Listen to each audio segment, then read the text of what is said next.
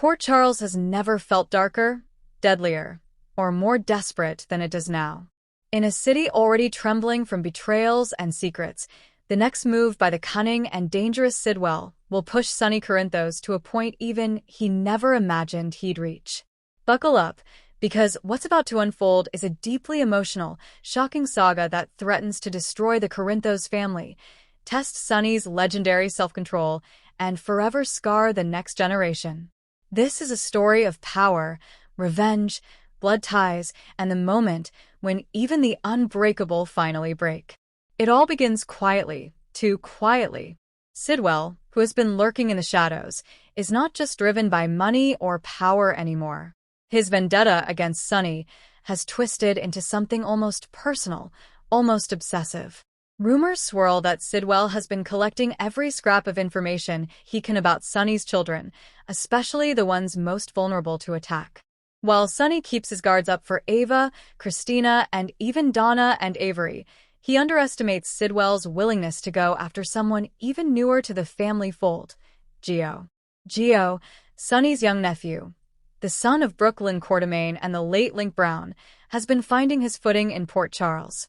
Once a rebellious soul, Gio has begun to connect with his cousin Rocco and even started to see Sonny as a kind of mentor. But that makes him a perfect target. Sidwell's strategy is brutal in its simplicity. Don't just attack Sonny directly. Attack what Sonny loves, make him watch, and then move in for the kill. At first, Gio doesn't even realize he's being watched. Sidwell's men trail him at the gym, at Kelly's, even outside the Quartermain mansion. Each sighting is logged, each routine noted. Sidwell isn't satisfied with scaring Gio.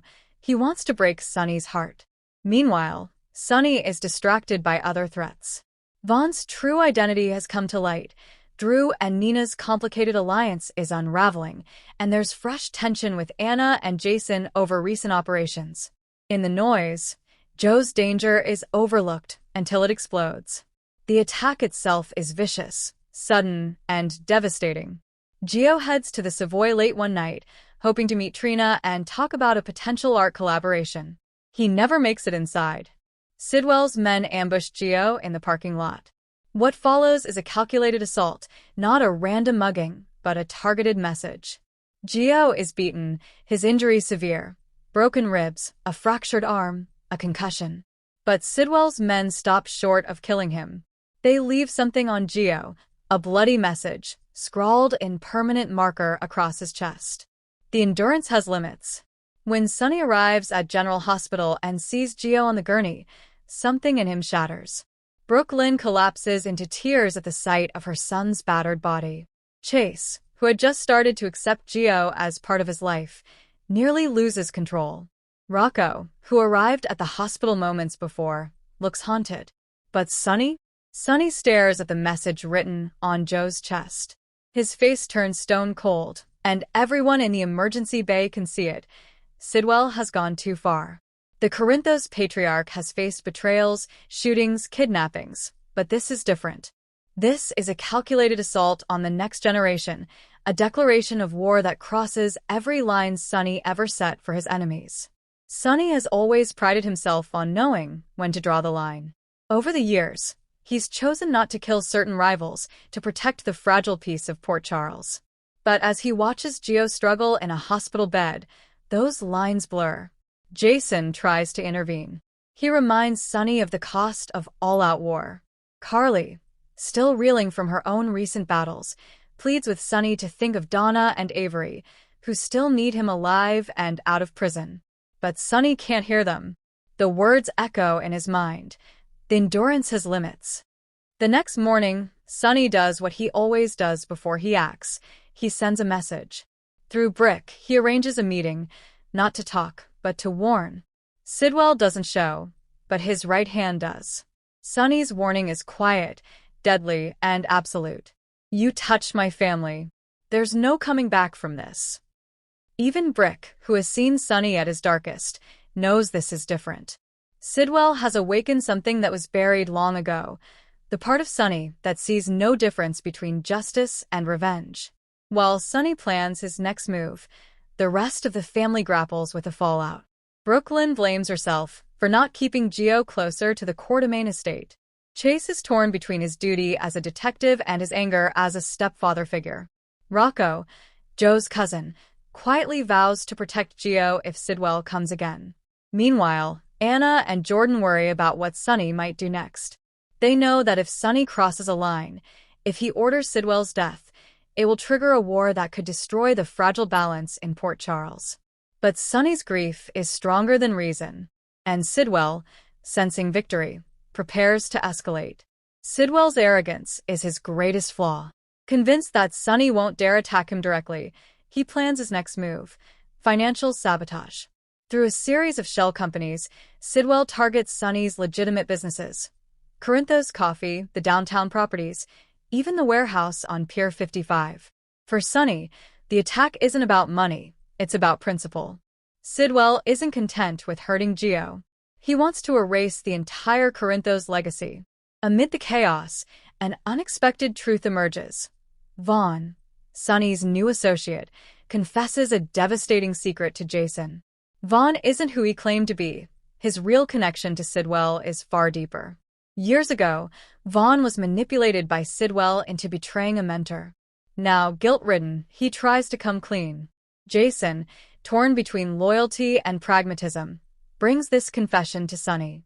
The revelation infuriates Sonny further, but it also provides an unexpected advantage.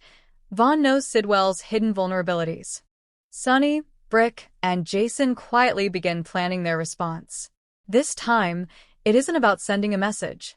It's about ending the threat, permanently. They track Sidwell's movements, dig into his finances, and gather evidence that could bring him down, legally or otherwise. But Sonny's patience is running thin. In private, he admits to Jason, "I don't care how this ends, as long as it ends."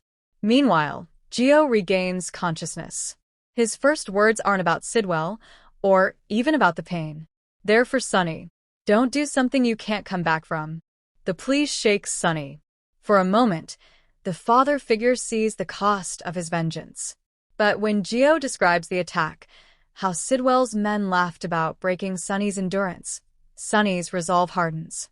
In an emotional scene, Sonny gathers his family: Carly, Brooke Lynn, Dante, Christina, Michael, and even Donna and Avery, too young to understand, but present for solidarity.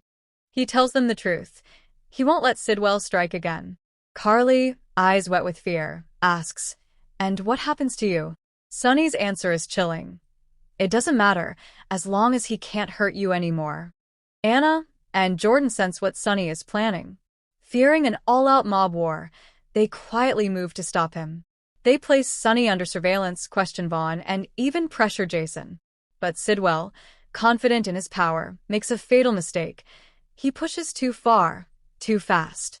Sidwell tries to blackmail Brooke Lynn, threatening to release old videos of her late ex, Link Brown, unless she convinces Sonny to step down. Brooke Lynn, terrified, tells Sonny, that's the final straw.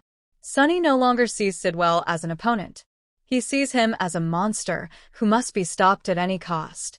Sonny, Jason, and Brick corner Sidwell in a derelict warehouse outside Port Charles. The confrontation is raw, emotional, and violent.